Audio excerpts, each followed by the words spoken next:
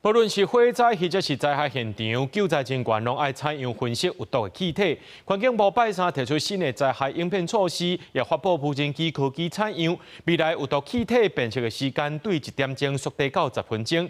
另外，也發布災害廢棄物管理指引，希望協助地方政府規劃災後廢棄物的處理方式。飛行到現場之後，他會把現場裡面的採樣了出來。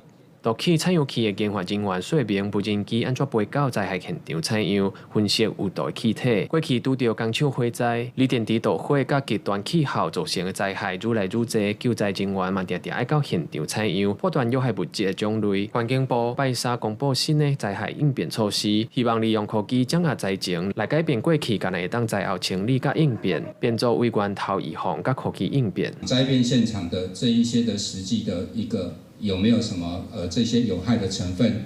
這些它目前的濃度是怎樣？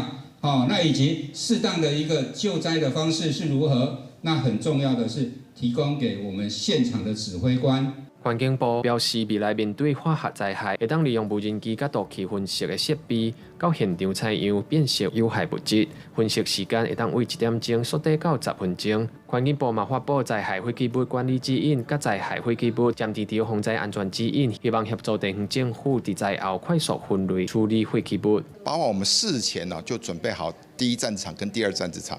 第二個是我們運作救災中的管理，進入戰場的垃圾，我們做分類的處理，以防垃圾場有災害的發生。第三個，我們進入到戰場之後，我們做後續的資源循環。環境部表示，目前無人機採用新設備要在試驗的階段，實際要安怎落實甲應用嘛要在研究。不過目前有針對環境事故專業技術小組咧做教育訓練，希望未來會當加新技術用佇第一線。記者吳正陽、王志剛台北報道。